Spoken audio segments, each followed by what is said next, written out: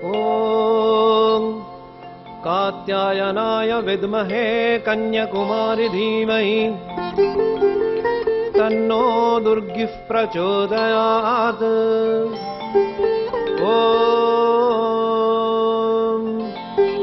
ॐ नमश्चण्डिकायै।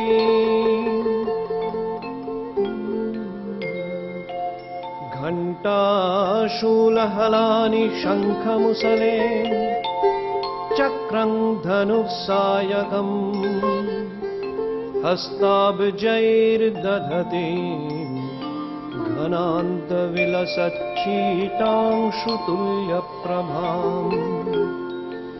गौरीदेहसमुद्भवान् त्रिजगतामाधारभूताम् महापूर्वामत्र सरस्वतीमनुभजे शुम्भादिदैत्यार्दिनीम्। महापूर्वामत्र सरस्वतीमनुभजे शुम्भादिदैत्यार्दिनीम्। ॐ नमश्चण्डिकायै। শ্রী শ্রী চণ্ডীর পঞ্চম অধ্যায়। আমরা যা নিত্য পাঠ করে থাকি সেটি মার্কণ্ডেয় পুরাণের অন্তর্গত। এর তিনটি অংশ। প্রথম চরিত্র, এই বর্ণনায় মধু, কৈটব, অসুরোদ্বয়, তাদের বধের কথা আছে। এরপর মধ্যম চরিত্র, এখানে মহিষাসুর বধের বর্ণনা। শেষে পঞ্চম অধ্যায় থেকে উত্তর চরিত্র। এই অংশে শুম্ভ নিশুম্ভ বধের বর্ণনা। পঞ্চম অধ্যায় থেকে উত্তর চরিত্র শুরু। অপূর্ব রূপসী দেবী কৌশিকী হিমালয় পর্বতের তুষার শৃঙ্গরাজির মধ্যে বিরাজিতা। সেই দেখে শুম্ভ নিশুম্ভের স্নেহধন্য ভৃত্য চণ্ডমুণ্ড, তারাও অসুর, ছুটে গিয়ে তাদের প্রভুকে জানালো যে এই রকম অপরূপা স্বর্গীয় জ্যোতির্ময়ী এক দেবী আছেন এবং আপনাদের যা বৈভব, আপনাদের পুষ্পক রথ আছে, সারা পৃথিবীর ঐশ্বর্য আপনাদের, সমস্ত দেবতারা আপনাদের পদানত। কাজেই সেই অপরূপা দেবী, তাকেই আপনাদের গৃহিণী করলে সবচেয়ে ভালো। ইতোমধ্যে শুম্ভ নিশুম্ভ তারা স্বর্গ থেকে দেবতাদের বিতাড়িত করেছেন। যাবতীয় যজ্ঞভাগ এখন তারাই গ্রহণ করে, দেবতারা কিছুই পান না। ফলে সারা পৃথিবীতে হাহাকার শুরু হয়েছে। তখন দেবতারা দেবীকে স্মরণ করেছিলেন, স্তব করেছিলেন। সেই বৈষ্ণবী শক্তি মহাদেবী দেবতাদের বর দিয়েছিলেন যে যখনই বিপদে আমাকে স্মরণ করবে আমি এসে দেখা দেব। সেই স্তবের নাম নারায়ণী স্তুতি, বিখ্যাত স্তব, আপনারা সকলেই শুনেছেন। আমি সেই স্তব পাঠ করব। পঞ্চম অধ্যায়।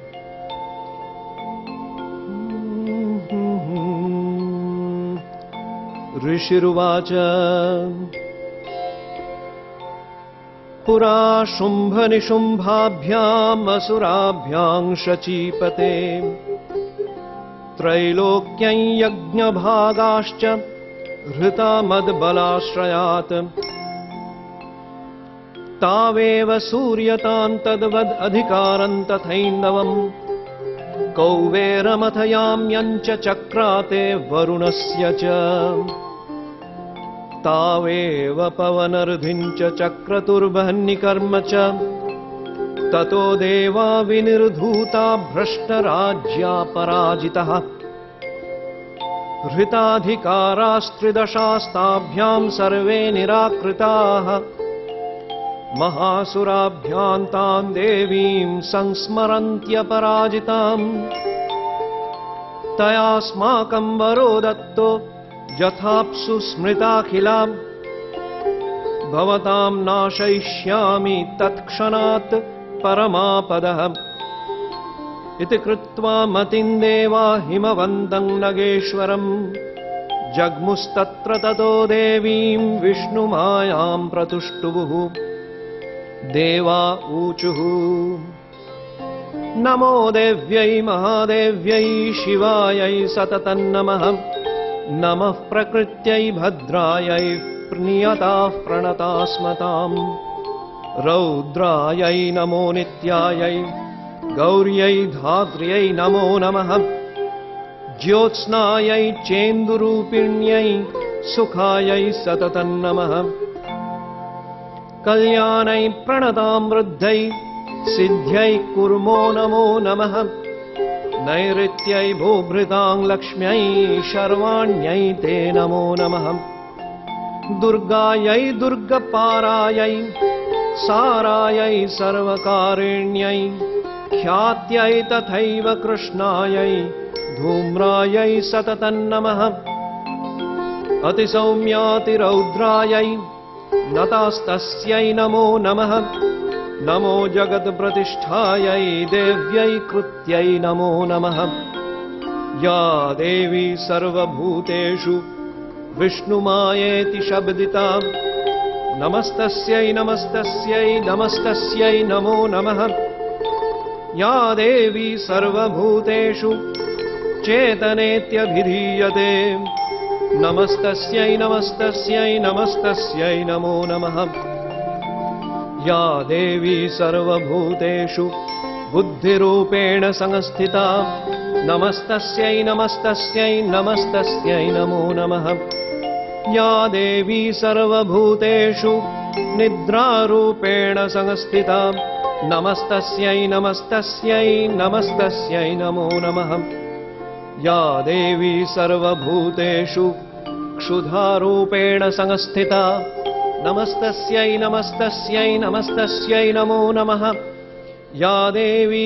सर्वभूतेषु छायारूपेण संस्थिता नमस्तस्यै नमस्तस्यै नमस्तस्यै नमो नमः या देवी सर्वभूतेषु शक्तिरूपेण संस्थिता नमस्तस्यै नमस्तस्यै नमस्तस्यै नमो नमः या देवी सर्वभूतेषु तृष्णारूपेण संस्थिता नमस्तस्यै नमस्तस्यै नमस्तस्यै नमो नमः या देवी सर्वभूतेषु क्षान्तिरूपेण संस्थिता नमस्तस्यै नमस्तस्यै नमस्तस्यै नमो नमः या देवी सर्वभूतेषु जातिरूपेण संस्थिता नमस्तस्यै नमस्तस्यै नमस्तस्यै नमो नमः या देवी सर्वभूतेषु लज्जारूपेण संस्थिता नमस्तस्यै नमस्तस्यै नमस्तस्यै नमो नमः या देवी सर्वभूतेषु शान्तिरूपेण संस्थिता नमस्तस्यै नमस्तस्यै नमस्तस्यै नमो नमः या देवी सर्वभूतेषु श्रद्धारूपेण संस्थिता नमस्तस्यै नमस्तस्यै नमस्तस्यै नमो नमः या देवी सर्वभूतेषु कान्तिरूपेण संस्थिता नमस्तस्यै नमस्तस्यै नमस्तस्यै नमो नमः या देवी सर्वभूतेषु लक्ष्मीरूपेण संस्थिता नमस्तस्यै नमस्तस्यै नमस्तस्यै नमो नमः या देवी सर्वभूतेषु वृत्तिरूपेण संस्थिता नमस्तस्यै नमस्तस्यै नमस्तस्यै नमो नमः या देवी सर्वभूतेषु स्मृतिरूपेण संस्थिता नमस्तस्यै नमस्तस्यै नमस्तस्यै नमो नमः या देवी सर्वभूतेषु दयारूपेण संस्थिता नमस्तस्यै नमस्तस्यै नमस्तस्यै नमो नमः। या देवी सर्वभूतेषु तुष्टिरूपेण संस्थिता नमस्तस्यै नमस्तस्यै नमस्तस्यै नमो नमः। या देवी सर्वभूतेषु मातृरूपेण संस्थिता नमस्तस्यै नमस्तस्यै नमस्तस्यै नमो नमः। या देवी सर्वभूतेषु भ्रान्तिरूपेण संस्थिता नमस्तस्यै नमस्तस्यै नमस्तस्यै नमो नमः। इन्द्रियाणामधिष्ठात्री भूतानां चाखिलेषु या भूतेषु सततं तस्यै व्याप्तिदेव्यै नमो नमः। चितिरूपेण या कृत्स्नम् एतद्व्याप्य स्थिता जगत् नमस्तस्यै नमस्तस्यै नमस्तस्यै नमो नमः। स्तुता सुरैः पूर्वमभीष्टसंश्रयात् तथा सुरेन्द्रेण दिनेषु सेविता करोतु सा न शुभहेतुरीश्वरी शुभानि भद्राण्यभिहन्तु चापदः। या साम्प्रतञ्चोद्धतदैत्यतापितैः अस्माभिरीशा च सुरैर्नमस्यते या च स्मृता तत्क्षणमेव हन्ति नः सर्वापदो भक्तिविनम्रमूर्तिभिः।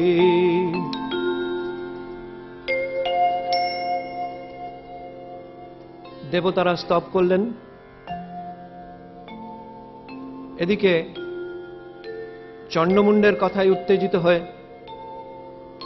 শুম্ভ সুগ্রীব নামক দূতকে পাঠালো দেবী কৌশিকীর কাছে। সুগ্রীব দেবীর সমীপে উপস্থিত হয়ে শুম্ভ নিশুম্ভের নানান গুণগাথা বর্ণনা করে বলল, আপনি একমাত্র এই মহান অসুরদ্বয়ের গৃহিণী হবার যোগ্যা। দেবী শুনে বললেন, তুমি ঠিকই বলেছ, কিন্তু আমি মূর্খের মতো একটা প্রতিজ্ঞা করে ফেলেছি, যে ব্যক্তি আমাকে যুদ্ধে পরাজিত করবে আমি তাকেই পতিরূপে গ্রহণ করব। সুগ্রীব বলল, আপনি অতি সুন্দরী, কিন্তু শুম্ভ নিশুম্ভের অনুরোধ প্রত্যাখ্যান করবেন না,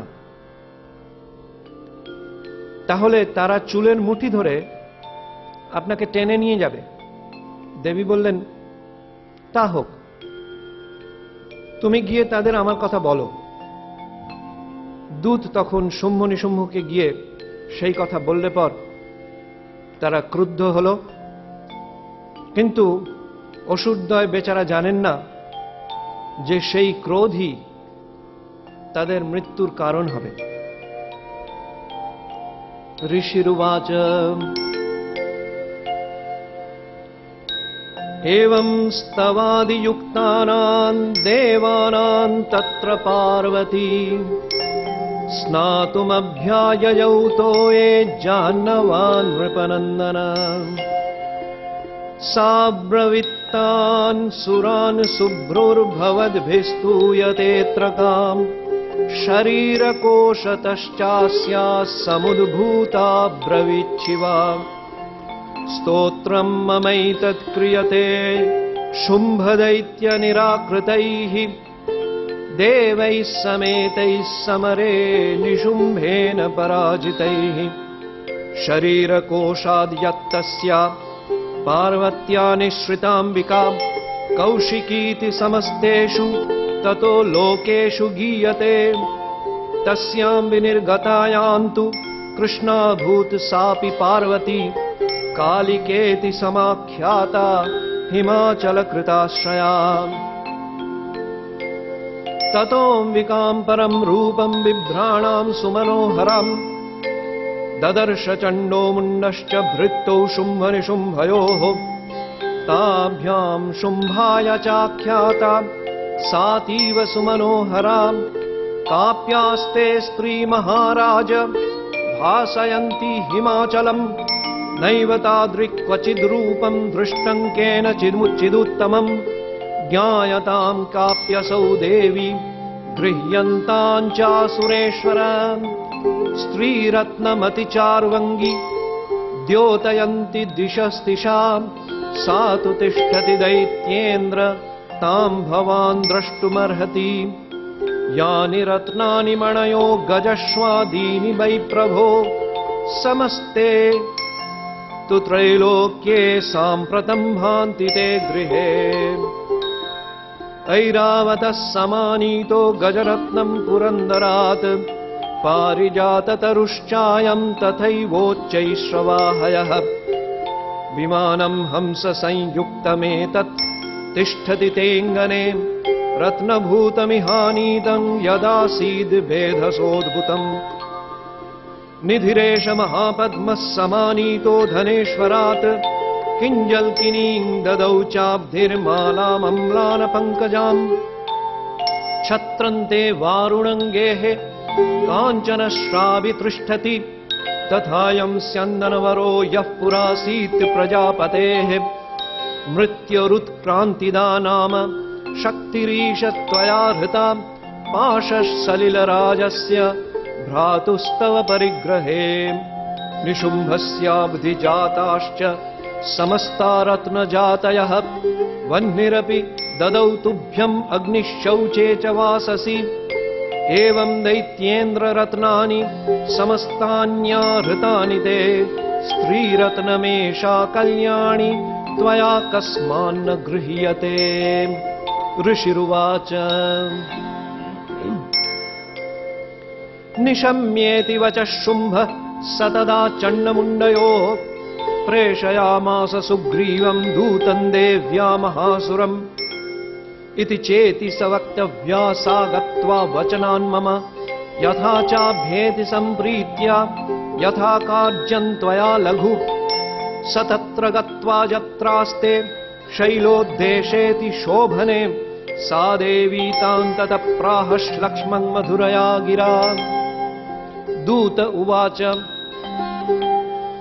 देवी दैत्येश्वरः शुम्भस्त्रैलोक्ये परमेश्वरः दूतोऽहं प्रेषितस्तेन त्वत्सकाशमिहागतः अव्याहताज्ञः सर्वासु यः सदा देवयोनिषु निर्जिताखिलदैत्यारि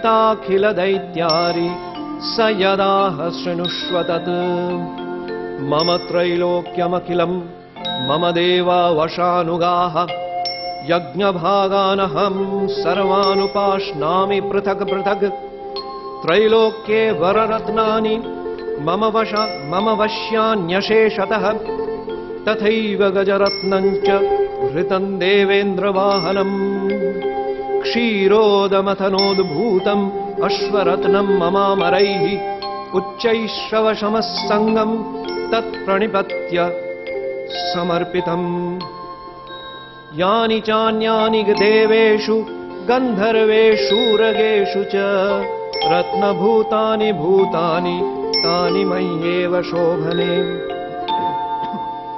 स्त्रीरत्नभूतान् त्वां देवी लोके मन्यामहे वयं सा त्वमस्मानुपागच्छ यतो रत्नभुजो वयं मां वाममानुजं वापि निशुम्भमुरुविक्रमं भजत्वं चञ्चलापाङ्गी रत्नभूतासि वै यतः परमैश्वर्यमतुलं प्राप्स्यसे मत्परिग्रहात् एतद्बुद्ध्या समालोच्य मत्परिग्रहतां भजे ऋषिरुवाच इत्युक्ता सा तदा देवी गम्भीरान्तस्मिता जगौ दुर्गा भगवती भद्रा ययेदन्धार्यते जगत् सत्यमुक्तं तया नात्र मिथ्या किञ्चित् त्वयोदितम् त्रैलोक्याधिपतिः शुम्भो निशुम्भश्चापि तादृशः किन्त्वत्र यत्प्रतिज्ञातं मिथ्या तत्क्रियते कथम् श्रूयतामल्पबुद्धित्वात् प्रतिज्ञा या कृता पुराम् यो मां जयति सङ्ग्रामे यो मे दर्पं व्यपोहति समे प्रतिबलो लोके समे भर्ता भविष्यति। तदा गच्छतु शुम्भोऽत्र निशुम्भो वा महासुरः मां जित्वा किञ्चिरेणात्र पाणिं गृह्णातु मे लघुः। दूत उवाच अवलिप्तासि मयिवं त्वं देवि ब्रूहि ममाग्रतः त्रैलोक्ये कः पुमांस्तिष्ठेदग्रे शुम्भनिशुम्भयोः। अन्येषामपि दैत्यानां सर्वे देवा न वै युधि तिष्ठन्ति सम्मुखे देवी किं पुनः स्त्री त्वमेकिका। इन्द्राद्या सकला देवास्तस्थूर्येषां न संयुगे शुम्भादीनां कथं तेषां स्त्रीप्रयास्यसि सम्मुखम्। सा त्वं गच्छ मयैवोक्ता पार्श्वं शुम्भनिशुम्भयोः केशाकर्षण निर्धूत गौरवामागमिष्यसि। देव्युवाच एवमेतद् बली शुम्भो निशुम्भश्चातिवीर्यवान् किं करोमि प्रतिज्ञा मे यदनालोचिता पुरा। सत्वं गच्छ मयोक्तन्ते यदेतत् सर्वमादृतः तदा चक्ष्वासुरेन्द्राय स च युक्तं करोतु यत्। तदा चक्ष्वासुरेन्द्राय स च युक्तं करोतु यत्। इति श्रीमार्कण्डेयपुराणे सावर्णिके मन्वन्तरे देवी माहात्म्ये देव्या दूतसंवादो नाम 5मोऽध्यायः।